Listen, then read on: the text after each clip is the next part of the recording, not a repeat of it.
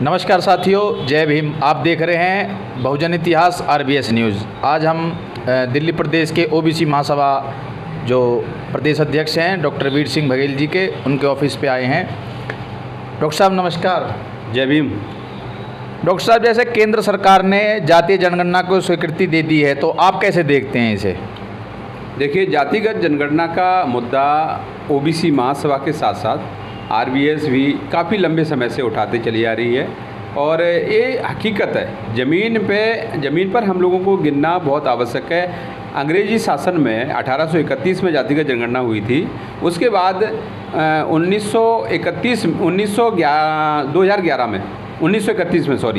1931 में अंग्रेज़ों ने कराई थी और 2011 में कांग्रेस शासनकाल में हुआ था, लेकिन उसका डाटा सार्वजनिक नहीं किया गया था, तो उसका कोई मतलब नहीं निकला, कोई अर्थ नहीं निकला।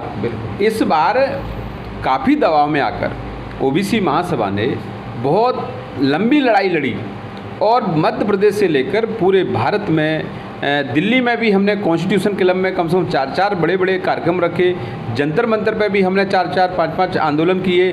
दिल्ली के मुख्यमंत्री का घेराव किया, प्रधानमंत्री का घेराव किया। ज्ञापनों के माध्यम से प्रधानमंत्री को, राष्ट्रपति को हम लोगों ने लगातार ज्ञापन देने के माध्यम से उनको बताया कि दिल्ली में या देश में, पूरे देश में OBC की जातिगत जनगणना के नहीं होने के कारण इनको न्याय नहीं मिल पा रहा है। इसलिए सबसे पहली ज़रूरी है कि जातिगत जनगणना कराना। अब बात आती है कि भारतीय जनता पार्टी के शासनकाल में इसको गिना गया है, तो मैं कह रहा हूँ कि भारतीय जनता पार्टी की नीति नहीं है जाति। ये तो हमेशा, आज भी मैंने एक संगीत रागी करके एक प्रवक्ता हैं RSS के, वो खुद कह रहे थे कि हम तो इसके खिलाफ रहे हैं पहले से, हम तो हमेशा इसके खिलाफ रहे हैं, लेकिन हम खिलाफ हैं। लेकिन अब हमारा कहना यह है, खिलाफ हैं तो सरकार ने जो फैसला दिया है, मजबूरी में आकर के, दबाव में आकर के, जब चारों तरफ से घिर गई सरकार, उन्होंने सोचा कि अब हमें बचने का कोई रास्ता नहीं है, इसलिए उन्होंने एक घोषणा की है। अब बात ये नहीं है कि घोषणा करने से ही कुछ नहीं हो जाता, आपको तारीख भी बतानी चाहिए कि आप कब से लागू करेंगे, इम्प्लीमेंट कब से करेंगे। और जब तक बाबू जगदेव प्रसाद का नारा था कि 100 में 90 शोषित हैं, 100 में 90 शोषित हैं, शोषितों ने ललकारा है, धन धरती और राजपाट में 90 भाग हमारा है, सभी लोगों ने ये कहा है ना। तो ये जब तक हर विभाग में कंप्लीट, हर विभाग में अगर जब तक पूरा OBC का पूरा डाटा नहीं होगा, अभी बच्चों के एडमिशन हो रहे हैं OBC का, दिल्ली का तो बहुत बुरा हाल है OBC का। दिल्ली में OBC के सर्टिफिकेट नहीं बन रहे हैं, सर्टिफिकेट नहीं बनेंगे तो इनका लाभ नहीं मिलेगा। तो ये अभी इस काम को भी सरकार को करना है, इम्प्लीमेंटेशन भी करना है हर विभाग का। इसमें बहुत सारा काम बचा हुआ है। अभी सरकार ने एक OBC समाज को एक छोटा सा एक वो दे दिया है कि हमने लागू कर, ऐसा कुछ नहीं, लागू नहीं अभी किया है, लागू करना पड़ेगा। ये हम इनको बता रहे हैं कि आपने जो बात कही है उसको हम लागू करवा के ही छोड़ेंगे, चाहे हमें कितना भी समय लग जाए। तो अभी इसको अमली जामा नहीं पहनाया है, लेकिन आपको खुशी तो होगी क्योंकि आपकी जो कड़ी मेहनत और कठिन परिश्रम रहा है, कहीं ना कहीं वो सफल होता दिख रहा है आपको। जी जी जी, देखो खुशी तो है, इस बात की तो खुशी है कि हमारे राष्ट्रीय कोर कमेटी से लेकर पूरे देश के लोगों ने जो साथ दिया, अन्य संगठनों भी साथ दिया। हमारे दिल्ली में RBS संगठन है, वो लगातार कंधे से कंधा मिला करके हमारे साथ खड़ा रहा। OBC आंदोलन में मुख्यमंत्री को घेराव किया, तब भी RBS खड़ा रहा। तो बहुत सारे संगठन ऐसे थे जो संगठन OBC महासभा को OBC के हक और अधिकार के लिए कंधे से कंधा मिला करके साथ में। आज सुबह लाइव आकर के मैंने सभी साथियों का धन्यवाद किया, चाहे वो हमारे साथ में आज से काम कर रहे हों, चाहे 2019 से काम कर रहे हों, सभी लोगों ने हमारे साथ काम किया। सभी साथियों का मैं पुनः धन्यवाद करता हूं कि OBC की लड़ाई लड़ने में सभी मीडिया साथियों का, हमारे राजकुमार भाई हैं और आप भी हैं, प्रधान जी हैं, सभी लोगों ने, हमारे ने गोपाल भाई, सभी लोगों ने बहुत अच्छा साथ दिया। तो मैं खुश हूं कि कम से कम एक कदम तो बढ़े, इसलिए खुश तो हैं हम लोग। कानून को मानते हुए कानून को मानना और कानून को मनवाना, यही तो भारत का लोकतंत्र है।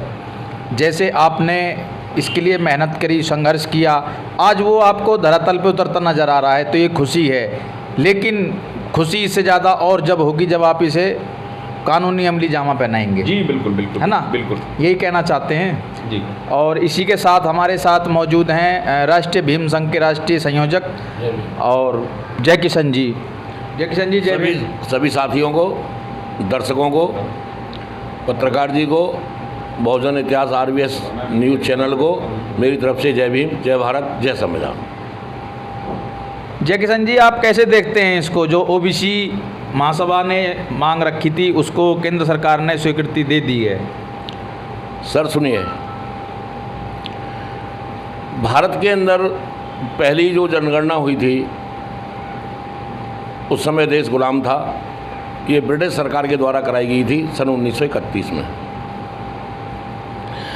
जनगणना होने के बाद उस समय भी कुछ मनवादी तत्व के लोगों ने इसका बहुत बड़ा विरोध किया, यहाँ तक विरोध किया कि इसको हम लागू नहीं होने देंगे, सार्वजनिक नहीं होने देंगे। उसके बावजूद भी ब्रिटिश गवर्नमेंट ने इसे सार्वजनिक किया। तब उन्होंने देखा कि भारत के अंदर एक तबका जो 85 से 90% है, उनके पास कोई अधिकार नहीं है, और जो एक तबका मात्र 1-2.5% है, 6% है, 4% है, सारे अधिकार तो इन्हीं के पास है। तो ब्रिटिश गवर्नमेंट ने धीरे धीरे SC ST और OBC को अधिकार देना शुरू किया। जब ब्रिटिश गवर्नमेंट ने SC ST OBC को अधिकार देना शुरू किया तो कांग्रेस की जो लॉबी थी, कांग्रेस एंड कंपनी की, जिसमें महात्मा गांधी थे, जवाहरलाल नेहरू थे और भी अन्य नेता थे, जो सवर्ण क्लास के नेता थे कांग्रेस के अंदर, वही जिंदा थे। बाकी SC ST OBC का तो कोई नेता उसमें था ही नहीं, नाम मात्र के लिए।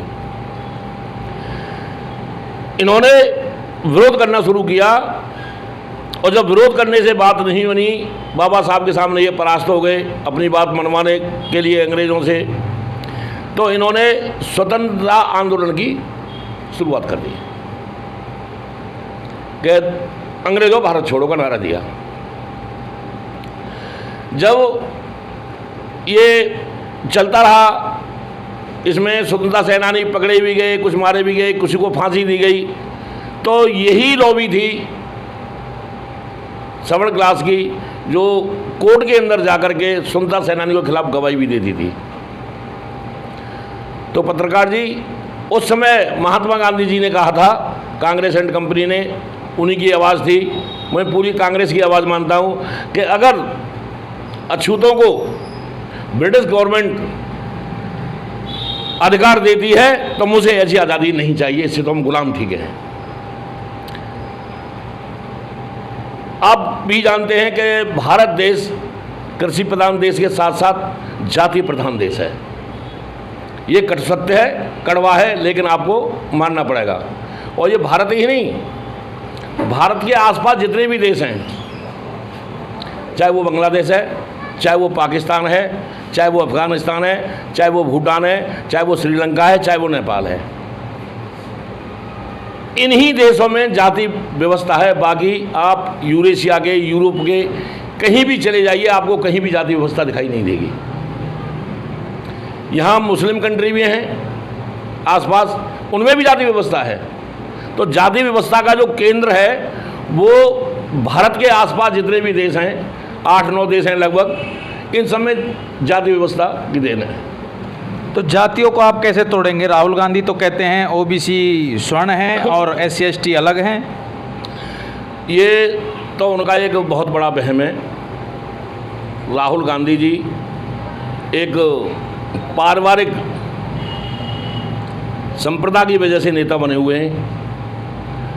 वो गलियों में चप्पल चटकाने के बाद नेता नहीं बने। उन्हें परिवार का वधस्थ हासिल है, वो राजकुमार हैं, वो नेता नहीं हैं, वो राजकुमार हैं, हवेली में रहते हैं, AC में सोते हैं। उन्हें क्या पता कि देश के अंदर कितनी वो जातियाँ नहीं गिना सकते। यानी चांदी का चम्मच लेकर पैदा हुए हैं वो, सोने का चम्मच लेकर पैदा हुए हैं। उन्हें क्या पता भारत के अंदर जातियाँ कितनी हैं। वो कह रहे हैं सबसे ज़्यादा बड़ा हाथ कांग्रेस पार्टी का है देश के अंदर जातीय जनगणना कराने में। 2011 में कांग्रेस ने जातीय जनगणना कराई, लेकिन अपनी ही लॉबी में विस्फोट हुआ, विद्रोह हुआ, तो उन्होंने 2011 की जातीय जनगणना को ठंडे बस्ते में डाल दिया। आज तक वो जारी नहीं हुआ, तो उसको कराने का फायदा क्या रहा। दूसरा, कांग्रेस हमेशा SC ST OBC की दुश्मन नंबर 1 है। ये बहुत गंभीर आरोप लगा रहे हैं आप। नहीं, सत्य आरोप है मेरे। आप किसी भी स्टेज पर उठा के मुझसे सवाल कर सकते हैं कि दुश्मन क्यों हैं। क्या सन 84 से पहले विधानसभा लोकसभा में इन्होंने किसी ओबीसी को पहुंचाया? कांग्रेस ने बहुजन समाज पार्टी बनने के बाद जब बसपा से पंजाब में, उत्तर प्रदेश में, मध्य प्रदेश में जब ओबीसी के विधायक जीतना शुरू हुआ, तब इनकी आंखें खुली कि ये क्या हो गया। सभी पार्टियों ने तब ओबीसी के नेताओं को खड़ा करना शुरू किया। नहीं, 78 जातियां ऐसी थीं ओबीसी की जिन्हें ये नहीं पता था कि विधानसभा का रंग कैसा होता है और लोकसभा का रंग कैसा होता है। तो मैं ये कैसे मान लूँ कि ये ओबीसी की तैसी थी। SC ST के लोग तो पहुँचते रहे संविधान की बदौलत, कि उन्हें संविधान में हक दिया गया था बाबा साहब के द्वारा कि SC ST की सीटें रिजर्व रहेंगी। उसके बाद भी बाबा साहब जो पूना पैक्ट लेके आए थे, SC ST OBC को 2 वोट का अधिकार, एक वो अपने समाज के कैंडिडेट को वोट करेंगे, दूसरा वो सवर्ण जाति के नुमाइंदों को चुनेंगे। इसके लिए कांग्रेस लॉबी ने उसे फेल किया। महात्मा गांधी जी को नर्मदा जेल के अंदर अनशन पर बिठा दिया और कस्तूरबा गांधी जी जो महात्मा गांधी की धर्मपत्नी थी, वो बाबा साहब के जाके पैर पड़ने लगी, बोला मेरे पैर मन छूना, मैं औरत का बहुत सम्मान करता हूँ। तो बाबा साहब ने कस्तूरबा गांधी की जिद के ऊपर और अपना ये पैक्ट वापस ले लिया था कि ठीक है, एक वोट, एक देश और एक वोट, सबको बराबर कहा गया। तो मैं कैसे मान लूँ आपकी बात को कि SC ST OBC के लिए कांग्रेस हमसे हमेशा साथ रही है, कभी नहीं रही। आज इसकी मजबूरी बनी है जब बसपा ने, अन्य क्षेत्रीय पार्टियों ने कांग्रेस को जब हाशिए पर पहुंचा दिया है, तब इनकी आंखें खुली हैं। वो भी इनकी आंखें नहीं खुली। अभी भी जब भी ये कोई भी बयान देते हैं तो खड़गे जी को खड़ा कर देते हैं मुखौटा बनाकर। मैं खड़गे जी को कांग्रेस का अध्यक्ष नहीं मानता, वो मानते हैं कांग्रेस वाले, लेकिन मैं नहीं मानता। अध्यक्ष आज भी हकीकत में ही राहुल गांधी ही है। जो राहुल गांधी बोलते हैं वही खड़गे साहब बोलते हैं। अगर ये बात सत्य नहीं है तो आप मुझे बताएं, हाँ या ना में जवाब दें। देखिए, ये हमारे राष्ट्रीय भीम संघ के राष्ट्रीय संयोजक हैं, जो OBC महासभा के मांग पर जो आज देश के अंदर OBC जनगणना हुई है, उसके लिए OBC के लोगों को धन्यवाद भी दे रहे हैं, उनके साथ भी खड़े हैं। जो इन्होंने संघ बनाया है, उस संघ के माध्यम से SC ST OBC और माइनॉरिटी जिसको ये लेके चल रहे हैं, वो आज इन्होंने अपने बातचीत से और अपनी बोलचाल से और अपने लोगों से मिलके जो इन्हें दर्शाया है, ये चीज़ें दर्शाती हैं कि संगठन जो चलाते हैं लोग, वो ऐसे ही होने चाहिए, जो कि समाज को जो ताना बाना है उसको लेके चलें। हम एक बार चलते चलते डॉक्टर साहब से आखिरी सवाल लेंगे और उसके बाद डॉक्टर साहब, जो OBC महासभा है, ये कई सालों से जनगणना की मांग कर रही थी, तो अभी जो जनगणना हो रही है, इसमें कितना आरक्षण मिलेगा OBC को? देखिए, OBC महासभा की मांग तो ये थी कि जिसकी जितनी संख्या वारी उसकी उतनी हिस्सेदारी। जनगणना होने के बाद ये पता चलेगा कि OBC की जनसंख्या है कितनी। अभी एक्चुअल आंकड़े पता नहीं चल पा रहे, कोई 52% बता रहा है तो कोई 65% बता रहा है। जब जनगणना होगी, जनगणना में ये आंकड़े पता चलेंगे कि 52% है या 65% है। ये तो 1931 की जो जनगणना थी उसके आधार पे 52% बताया है। अब जो जनगणना होगी वो जनगणना का करंट रेशियो पता चलेगा, उसके बाद पता चलेगा कि OBC की क्या परसेंटेज है। उसके आधार पे हमने कहा है कि जिसकी जितनी संख्या वारी उसकी उतनी हिस्सेदारी। अगर हमारी 65% है तो 65% हमें हिस्सेदारी मिलनी चाहिए, अगर 52% है तो 52% हिस्सेदारी मिलनी चाहिए। यही हमारी मांग है, यही इसी को हम मनवा के रखेंगे, इसको हम छोड़ने वाले नहीं हैं। देखिए, OBC महासभा ने ये करके दिखाया है, आंदोलन करके दिखाया कि हम लोग किसी भी हालात में कम नहीं है। हम आपको बताएंगे कि हम किस तरीके से हमारी OBC महासभा की मांग जो रहेगी किस तरीके से पूरी होगी, तब जाकर के हम लड़ेंगे। सरकार से लड़ रहे हैं, ऐसी बात नहीं है, हमने बंद नहीं किया ना। हमें इस चीज़ की अभी कोई खुशी इसलिए नहीं है कि जब तक हम इसको ज़मीन पे धरातल पे उतार के नहीं देख लेंगे तब तक मुझे विश्वास नहीं होगा। लागू करने वाली बात होती, ये तो इन्होंने घोषणा की है, हाँ हमें कराएंगे। अब ये करा करके फंस गए, ये बोल करके फंस गया। अभी तक तो ये कह देते कि अगर जातिगत जनगणना होगी तो विद्रोह हो जाएगा, देश में दंगा हो जाएगा, लेकिन अब इन्होंने एक्सेप्ट कर लिया अभी तक तो ये एक्सेप्ट नहीं कर रहे थे, अब तो इन्होंने एक्सेप्ट कर लिया कि हम जातिगत जनगणना कराएंगे। अब कराएंगे तो कब कराएंगे उसके लिए हम पूछेंगे, किस विभाग में कितनी ओबीसी की जनसंख्या है, वो सारी जो चीज़ें हैं उसको हम अब इनको बताएंगे कि हमें कैसे कैसे कराना है। हमारे जो आंकड़े हैं हम उस आधार पर काम करें। यानी 1931 के आंकड़े के हिसाब से जो ओबीसी वर्ग है इस देश का वो 52% की आबादी रखता है। तो 52% के हिसाब से अगर आरक्षण मिलेगा तो देश के अंदर 52% आरक्षण मिलना चाहिए। बिल्कुल बिल्कुल 52% ये कहना चाह रहे हैं आप। बिल्कुल। और सरकार से ये इस बात को पुनः बोल रहे हैं कि इसको आपने घोषणा बता रहा हूँ कि ये जो ईडब्ल्यूएस था ना, ईडब्ल्यूएस का कोई रिजर्वेशन का कोटा नहीं होना चाहिए। वो तो गैर संवैधानिक है। गैर संवैधानिक है, जबरदस्ती से परोसा हुआ एक आइटम है। हम इसको कभी संवैधानिक नहीं मानते और मैं मानता हूँ कि ये संविधान में कहीं इसका कोई प्रावधान नहीं है, गैर संवैधानिक है, इसको ख़त्म करना चाहिए। और ये मैं बता रहा हूँ कि जो 10% जो ईडब्ल्यूएस का जो रिजर्वेशन है वो सिर्फ और सिर्फ SC ST OBC का जो जेन्युइन रिजर्वेशन है उसको ख़त्म करने के लिए बनाया गया। यानी कहीं ना कहीं इनकी छाती पे पाँव धरने का काम इस ईडब्ल्यूएस ने किया है। ईडब्ल्यूएस ने छाती पैर नहीं, इसके आने के बाद ओबीसी अपने रिजर्वेशन को भूल जाएगा, क्योंकि उसको आर्थिक रूप से बना दिया। इसको आर्थिक रूप से रिजर्वेशन देने की बात कर दें तो ये आर्थिक रिजर्वेशन की आर्थिक का तो कोई मतलब ही नहीं है, तो जाति का शोषण हुआ है। बाबा साहब से ज़्यादा विद्वान थोड़ी ये लोग। नहीं, बाबा साहब ने जो कहा था, बाबा साहब ने कहा था कि रिजर्वेशन जाति के आधार पर होगा, ना कि ईडब्ल्यूएस के तहत। तो ये ईडब्ल्यूएस लाए, इन्होंने अपना काम सीधा किया है। ईडब्ल्यूएस का दुनिया भर के घोटाले करेंगे, दुनिया भर के बच्चों के फर्जी एडमिशन कराएंगे, फर्जी इनके सारे काम होंगे, ईडब्ल्यूएस के रास्ते पे होंगे। हमारा ओबीसी का रिजर्वेशन 27% अभी है, उसको पूरा किया जाए। उसके बाद जातिगत जनगणना के आधार पर, जो जनगणना के आधार पर रेशियो निकलेगा, हम उसकी मांग करेंगे। यानी जातीय जनगणना को जब तक अमली जामा ना पहना जाए ये बात ठीक नहीं है, ये उसको स्वीकार नहीं कर रहे हैं। खुशी है लेकिन उसको जब तक अभी उसको हम लोग इन्होंने एक्सेप्ट कर लिया, इतना काफ़ी है हमारे लिए, क्योंकि हमने इनको ये बता दिया है कि हम लोग ओबीसी महासभा के नेतृत्व में, और भी बहुत सारे हमारे संगठन हैं, आरबीएस है और बहुत सारे संगठन हैं, उन संगठनों के देखो अभी जो ओबीसी महासभा ने सभी लोगों को बताया, तो ये पीछे हटने वाले लोग नहीं हैं, ये कंटिन्यू बात करेंगे। और हम लोग इसको जब तक पूरा ज़मीन पे और हर विभाग में देख नहीं लेंगे तब तक रुकेंगे नहीं। जब तक इसको लागू नहीं कराएंगे तो ओबीसी महासभा दिल्ली प्रदेश के अध्यक्ष वीर सिंह बघेल जी कह रहे हैं कि हम पीछे हटने वाले नहीं हैं, तो इसको पूरे तरीके से और पूरी मजबूती से लागू कराएंगे।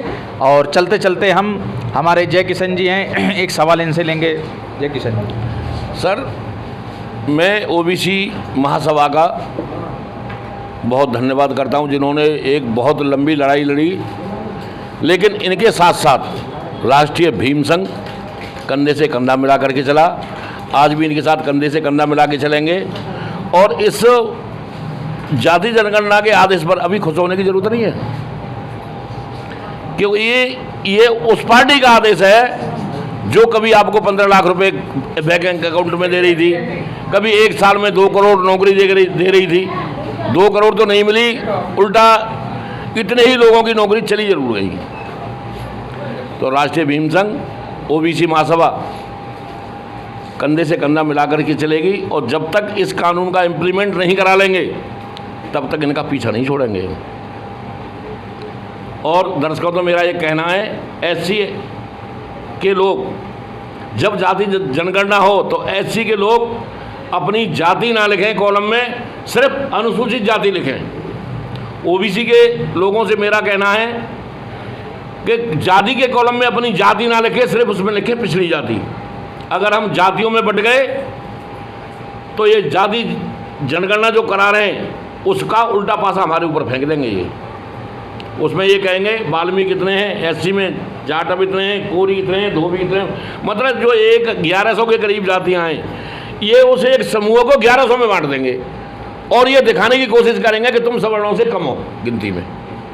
यही हाल करेंगे जो ओबीसी के साथ। तो इसलिए मेरा पुनः आप निवेदन है ओबीसी के लोगों से कि जाति के कॉलम में अपनी जाति ना लिख करके सिर्फ पिछड़ी जाति लिखें। SC ST के लोगों से निवेदन है मेरा कि जाति का कॉलम में अपना जाति न लिख के सिर्फ अनुसूचित जाति लिखें। जय भीम, जय भारत, जय संविधान। ये थे हमारे राष्ट्रीय भीम संघ के राष्ट्रीय संयोजक जय किशन जी, जो ओबीसी महासभा का पूरा समर्थन कर रहे हैं। और आप देख रहे थे राष्ट्रीय भीम संघ के बहुजन इतिहास न्यूज़ RBS, कैमरामैन राजकुमार के साथ मयंक प्रधान। धन्यवाद।